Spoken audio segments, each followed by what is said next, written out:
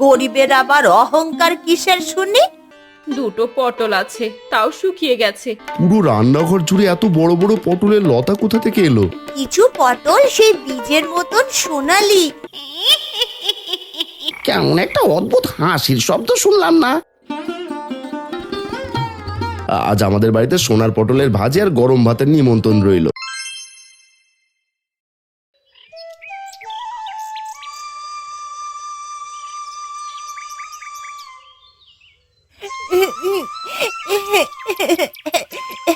মা, পেটে খুব খিদে পেয়েছে।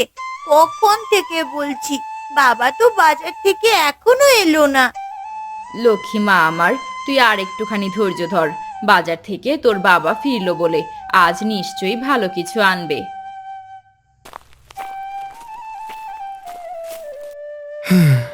কবিতা, এই যে কবিতা, সারাদিন হাটে বসেও কোনো মজুরি পেলাম না। জগাইয়ের দোকান থেকে একটু চাল বাকিতে নিয়ে আসলাম। এমনিতেই অভাবের সংসার, এর মধ্যে মজুরি পাচ্ছ না ঠিক মতো। কি যে হবে, মেয়েটা ভালো কিছু ছাড়া ভাত মুখে দিতে চায় না। প্রতিদিন শুধু শুকনো ভাত। বাবা, তুমি তো প্রতিদিন বলো ভালো খাবার আনবে, কই আনো? আর কাঁদিস না মা, তুই কাঁদলে আমার বুকটা ফেটে যায়। কাল আমি নতুন কাজ খুঁজে ভালো খাবার আনবই। দেখিস মা, এখন যা, মায়ের কাজে সাহায্য কর।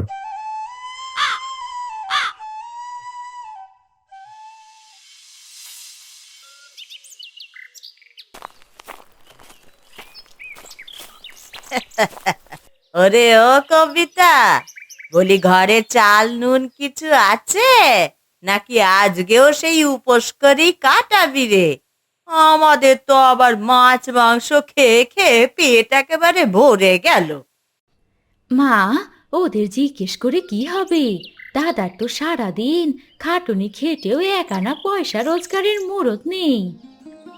ঠিক বলেছ বউ, কানাইয়ের মতো অলস লোক আমি দুনিয়ায় দেখিনি। শুধু বসে বসে কপাল চাপড়াই। মা, আমরা যেমনই থাকি নিজেদের ভাগ্য নিয়ে শান্তিতে আছি। দয়া করে প্রতিদিন এভাবে আমাদের অপমান করেন না। ও তো আপনার সৎ ছেলে, তাই এমন অবহেলা করেন। দেখো বাপু, বড় বড় কথা বলো না। গরিবের আবার অহংকার কিসের শুনি? তোদের ওই ভাঙা ঘরে তো সারা জীবন অভাবই থাকবে।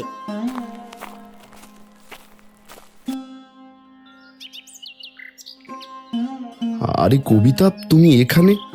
ও, জল নিয়ে এলে বুঝি? তা মার সাথে গল্প করছো? গল্প নয় রে, গল্প নয়, তোদের এই ভাঙা ঘরের অভাবের কথা হচ্ছে। মা, অনেক সময় ভাঙা ঘরেও যে চাঁদের আলো উকি দেয়, আর ওই সৌন্দর্য ঘর থেকে কখনো কেউ নিতে পারবে না। চলে এসো কবিতা।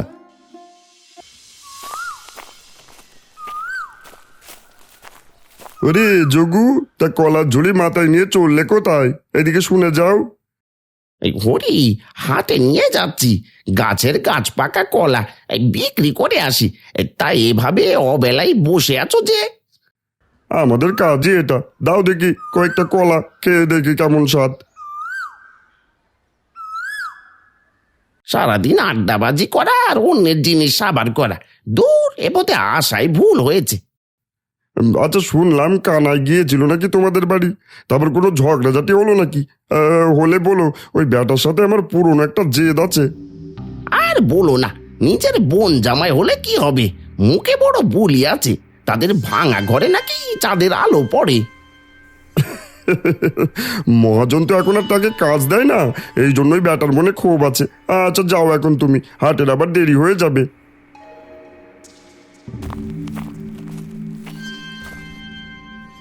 বাবা হরিদা, কি সুন্দর চাপসি মেরে তার কাছ থেকে কলাগুলো সাবার করে দিলে। তোমার বুদ্ধির জবাব নেই। এখানে বুদ্ধি কই দেখলি, সবই যে কুবুদ্ধি।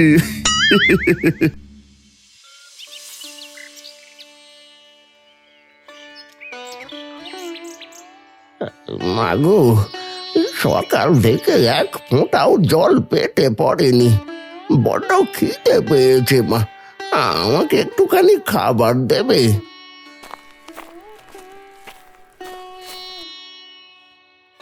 বাবা, আপনি একটু বসুন। আমার ঘরে সামান্যই চাল আছে, আমি রাত্রেই যাচ্ছিলাম, হলেই বেড়ে দিচ্ছি। কিন্তু কবিতা, ওই চালটুকু রেঁধে দিলে তোমরা মা মেয়েতে রাতে কি খাবে? ঘরে তো আর এক দানাও অবশিষ্ট নেই। ওগো, আমরা না হয় জল খেয়ে রাত কাটিয়ে দেব, কিন্তু এই ক্ষুধার্ত বৃদ্ধকে ফিরিয়ে দিলে পাপ হবে। ঘরে আসা অতিথিকে খালি মুখে যেতে দিতে নেই। মা, তুমি দাদুকে পুরো ভাতটাই দিয়ে দাও। আমি না হয় আজ রাতে না খেয়ে ঘুমিয়ে পড়ব। দাদু অনেক বুড়ো মানুষ। কবিতা কিছু না বলে ঘরে চলে যায়। এদিকে বাটিতে বসে মালা আর ভিক্ষুক গল্প করতে থাকে। কবিতা হাড়ির দিকে তাকালে দেখে হাড়িতে তরকারি ছড়িয়ে ছিটিয়ে আছে। ওগো, শুনছো? কি যে হবে! বুড়ো লোকটারে বসিয়ে রেখে রাত্রে আসলাম, এখন দেখি তরকারি বিড়ালে খেয়ে গেছে। আমি আগেই বলেছিলাম, এই গরিবের ঘরে কোনো অতিথি আপ্যায়ন হয় না। ওদিন না পটল এনে দিলাম, ওগুলো কি আছে? দুটো পটল আছে, তাও শুকিয়ে গেছে। আমি ওটাই ভাজি করে দেই।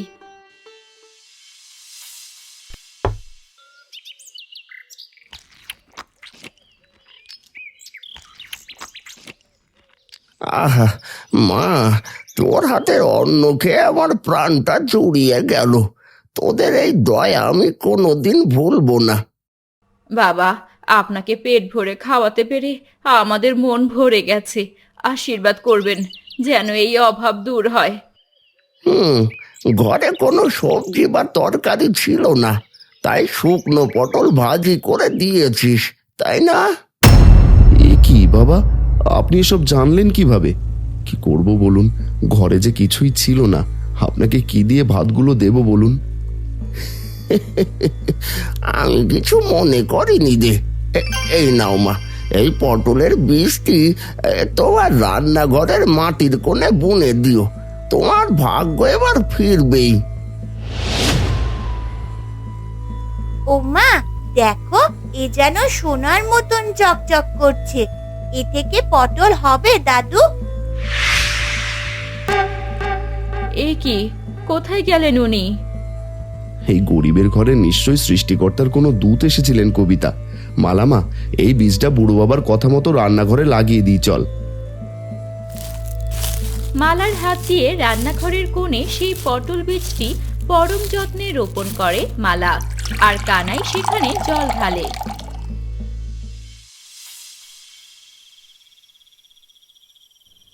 কি গো মা, ওভাবে মন গোমড়া করে বসে আছো কেন? কানাইয়ের একটা কথা আমার মাথায় ঘোরপাক খাচ্ছে রে। ভাঙা ঘরে চাঁদের আলো আসে, বলি কোনো গুপ্তধন পেল নাকি বেটা? কি বলো এসব? ওসব কিছুই না। ঘরের চাল ফুটো থাকলে তো চাঁদের আলো আসবেই, তাই না? মারে, তুই সেটা বুঝবি না।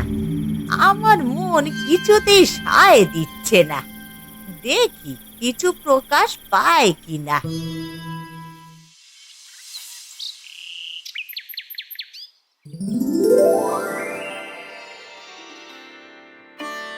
ওগো, তাড়াতাড়ি এদিকে এসো, দেখে যাও রান্নাঘরের ভেতরে কি কাণ্ড ঘটে গেছে।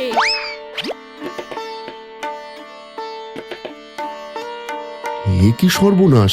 পুরো রান্নাঘর জুড়ে এত বড় বড় পটলের লতা কোথা থেকে এলো? মা, মা, তুমি দেখেছো? কিছু পটল সেই বীজের মতন সোনালি, কেমন চকচক করছে।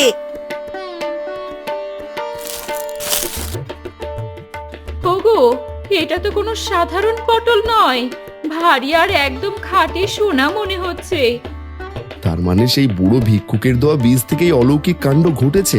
আমি বলেছিলাম না কবিতা, উনি কোনো সাধারণ মানুষ ছিলেন না। ঠিক বলেছ, আমাদের সততা আর দয়ার ফল দিয়েছেন সৃষ্টিকর্তা।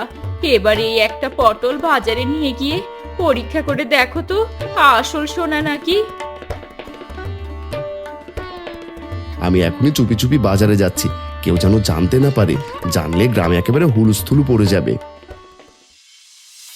কি হয় কানাই, চোরের মতো ভাবে তাকাচ্ছ কেন? হ্যাঁ, আমার সোনার দোকানে তোমার কি কাজ? স্বর্ণকার মশাই, বড্ড বিপদে পড়ে আপনার কাছে এসেছি। একটু সাবধানে এই জিনিসটা দেখুন তো। হ্যাঁ, কি তুমি লোহার কোদাল ফেলে আমার দোকানে পটল নিয়ে এসেছো কেন? পটলের আবার কিসের পরীক্ষা? আহারে মশাই, ঠাট্টা না করে একটু হাত দিয়ে ওজনটা দেখুন না, তারপর না হয় আপনার যা বলার বলবেন।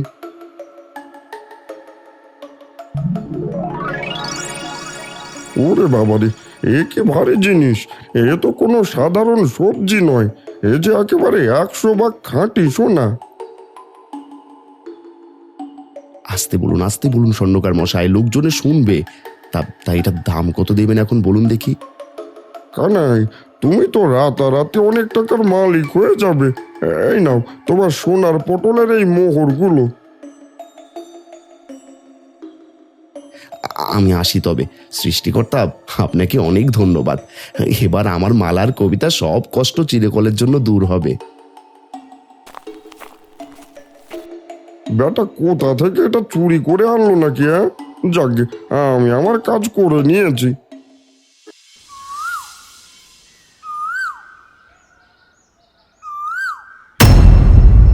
দেখলো দেখ কেমন করে হেঁটে চলে গেল। মিনু, তুই খেয়াল করেছিস কানাইয়ের ঘরের লোকজন ইদানিং কেমন দামি দামি কাপড় পরছে আর পেট পুড়ে ভালো মন্দ খাচ্ছে? হ্যাঁ মা, আমিও লক্ষ্য করেছি কোনো কাজ কাম নাই, অথচ কবিতা বৌদি সারাদিন রান্নাঘরে কাটায়। কিছু তো একটা ব্যাপার আছে। আজ কানাই বাড়িতে নেই, তুই গিয়ে রান্নাঘরের জানলায় উঁকি মেরে দেখ তো ভেতরে কি আছে। এটা শুনে মিনু কানাইয়ের রান্নাঘরের দিকে এগোয়। যেই না রান্নাঘরে উকি দেবে তখনই ভেতর থেকে কবিতা পর্দা দিয়ে জানালা ঢেকে দেয়। ধুর ছাই, কবিতা বৌদি ঠিক সময়ে জানালা বন্ধ করে দিল, কিচ্ছু দেখতে পেলাম না গো মা। এত বড় সাহস! আমাদের লুকিয়ে ওরা বড় লোক হচ্ছে। এর রহস্য আমাকে জানতেই হবে। আমিও কম নালো।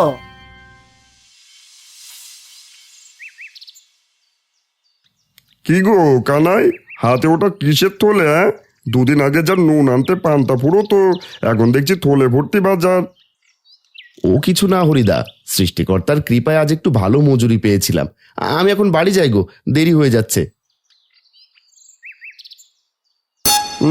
ডাল মে কুচ কালা হে। কোনো বড় কাজ করতে তো দেখছি না, তবে এত টাকা কোথা থেকে আসছে? হ্যাঁ, হাওয়া দেখি উল্টো দিকে বইছে। হ্যাঁ, দেখতে হবে ব্যাপারটা।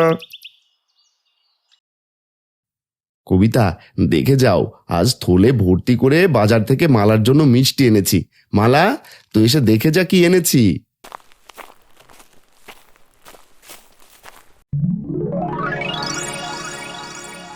বাহ বাবা, তুমি কত সুন্দর মিষ্টি এনেছো। বাপরে, অনেক দিন পর এত সুন্দর খাবার খাবো আমরা। আর সাথে রসগোল্লা তো আছেই। হ্যাঁ রে মা, তুই মন ভরে তোর পছন্দের খাবার খাবি। তোদের খুশি যে আমার সুখ। ওগো, একটা কথা বলবো ভাবছি। আমার কেন যেন মনে হচ্ছে আজ বেশ কিছুক্ষণ ধরে ঘরের চারপাশে কে যেন ঘুরঘুর করছিল। আমি আসার সময় তো কাউকে দেখলাম না আমাদের বাড়ির আশেপাশে। ও তোমার মনের ভুল। এখন বাজারগুলো ঘরে নিয়ে গিয়ে রান্না করো তো। যাই, জানালা দিয়ে একবার উকি দিয়ে দেখে আসি বেটা রান্নাঘরে কি রেখেছে। এটা বলে হরি পা টিপে টিপে কানাইয়ের রান্নাঘরের জানালা দিয়ে উকি দেয়। দেখে অনেকগুলো সোনার পটল থরে থরে ধরে আছে। ওরে বাবারে, এ কি দেখছি! আজ তো সোনার পটল। কানাই রান্নাঘরে তো আলাদিনের চিরাগ লুকানো। হ্যাঁ, এই গুপ্তধনের কথা যোগু আর মিনুর মাকে জানালে মোটা টাকা হাতিয়ে নেওয়া যাবে। না না না, এক্ষুনি যাই।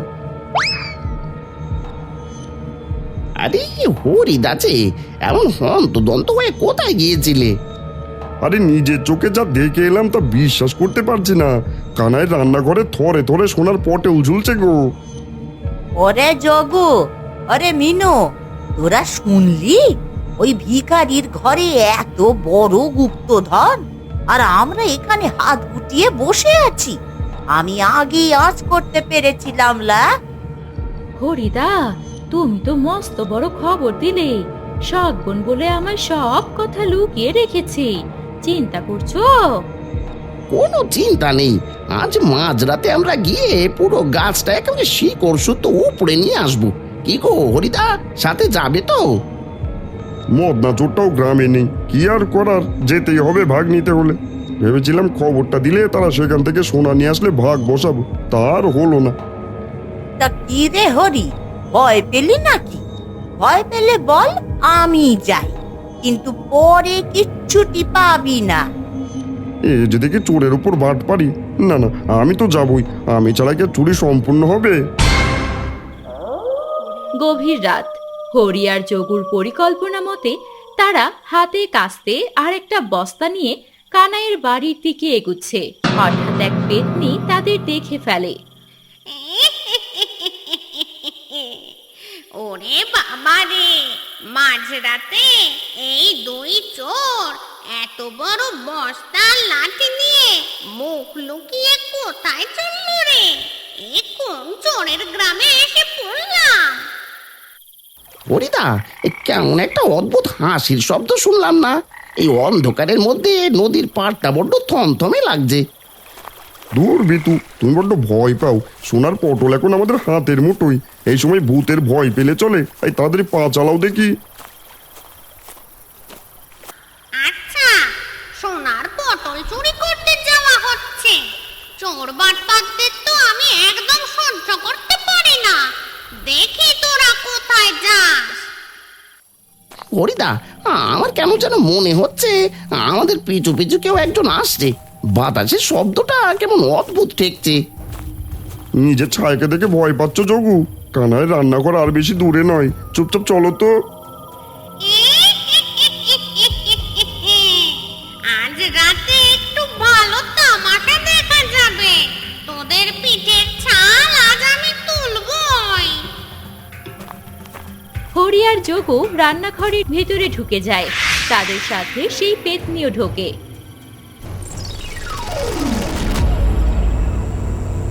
ওরে হরিদা, এ কি দেখছি? এ চারিদিকে সোনার পটলে ভরপুর। কোনটা ছেড়ে কোনটা নেব ভাবতেই পারছি না। মার মিনুকে আনলে ভালো হতো, তাই না? তা হতো বটে, কিন্তু ওরা আসলে চেঁচামেচি বেশি হতো। আর তুমি তোমার মতলব বোঝনি, একটু পরেই বুঝবে। তবে আর কি, চটপট সোনার পটলগুলো বস্তায় ভরি। এই বলে যোগু মনের খুশিতে সোনার পটল তুলতে থাকে। অন্যদিকে হরি রান্নাঘরে থাকা পাতিল হাতে তুলে যোগুর মাথায় পেছন দিয়ে বাড়ি দেয়। যোগু চিৎকার দিয়ে জ্ঞান হারায়। বেটা অজ্ঞান হয়ে পড়ে থাক, আমি বস্তাটা নিয়ে ভাগি। সকালে তারা ভাববে যোগু চুরি করতে এসে ঘুমিয়ে পড়েছে, আর চোরের কথা তো কেউ বিশ্বাসই করবে না।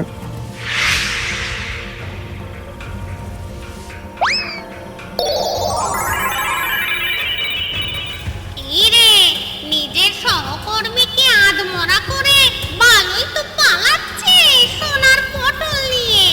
তা এখন পালা দেখি, কত বড় সাহস তোর।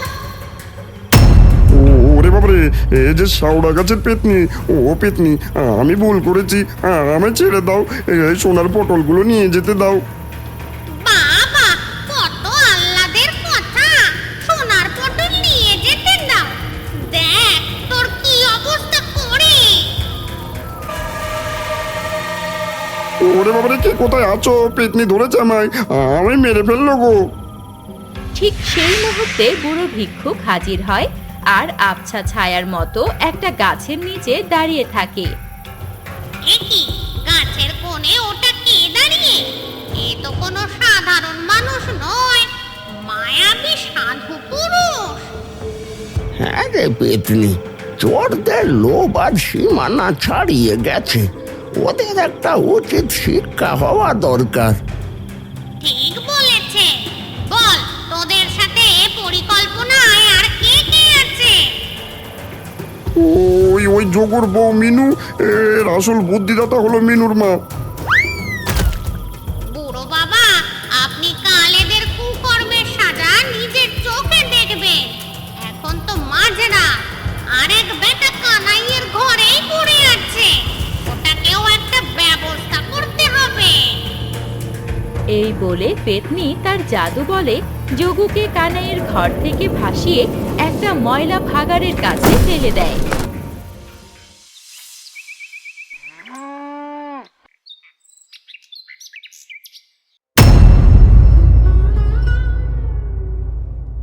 ওগো, দেখে যাও, কাল মনে হয় ঘরে চোর ঢুকেছিল গো। পটল গাছগুলো দুমড়ে মুচড়ে রেখে গেছে।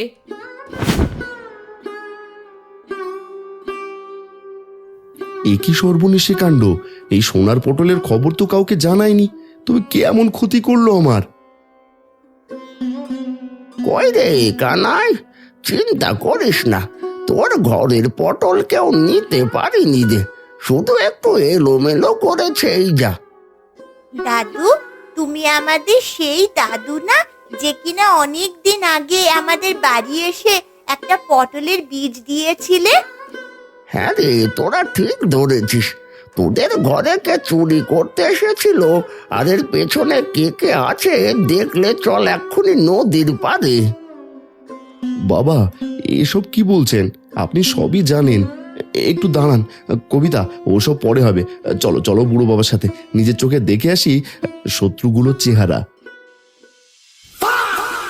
এদিকে নদীর পাড়ে অনেক মানুষের ভিড়।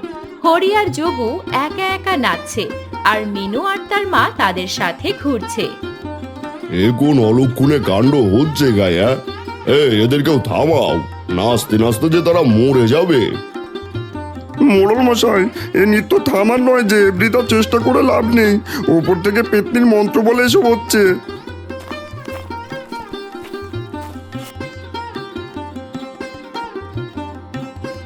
এ কি দেখছি আমি? মা এমন করে ঘোরপাক খাচ্ছে কেন? সাথে মিনুরাও আছে দেখছি। চিনে রাখা নাই, ওরাই তোর ঘোর শত্রু। তারা ষড়যন্ত্র করে তোর ফলানো পটলগুলো তুলে আনতে চেয়েছিল। হরিয়ার যোগুর কথা কি বলবো, কিন্তু মা, তুমি এমন কাজ করতে পারবে তা কখনো ভাবিনি। সৎ হলেও আমি কখনো তোমাদের অন্য চোখে দেখিনি। ও কানাই, কানাই, বাপ আমায় ক্ষমা কর বাপ। লোভে আমার চোখ অন্ধ হয়ে গিয়েছিল যে। ওই পেতনিকে থামাতে বল আমাদের। পেতনি? কোথায় পেতনি? আর তোমরাই বা এভাবে নাচানাচি করছো কেন? আমি বলছি, তোর মায়ের পরিকল্পনা মতো যোগু আর হরি তোদের ওখানে চুরি করতে গিয়েছিল। সেখানে তাদের সাথে এক পেতনির দেখা হয়। সেই পেতনি আবার চোর সহ্য করতে পারে না। ব্যাস, তারপরে এই কাহিনী। তুমি যেখানেই থাকো দেখা দাও, আর এদের মুক্ত করো, নয়তো বেচারারা সকলেই মরে যাবে।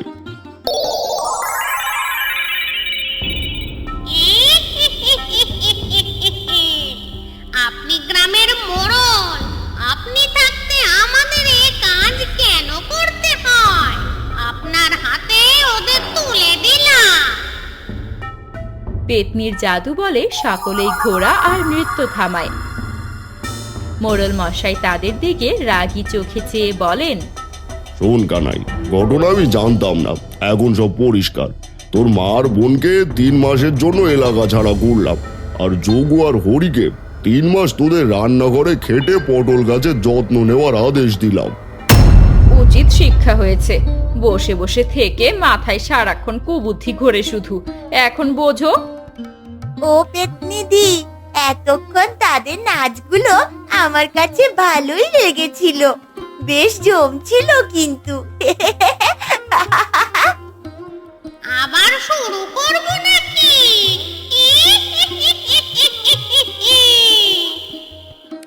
না, থাক থাক, তার চেয়ে বড় সকলে চলো, আজ আমাদের বাড়িতে সোনার পটলের ভাজি আর গরম ভাতের নিমন্ত্রণ রইল। সোনার পটল আবার খাওয়াও যায় নাকি? ওরে বাবা! তোদের মতো লোকেদের জন্য এটা শুধু সোনা, কিন্তু ভালো মানুষদের জন্য তা আরো বটে।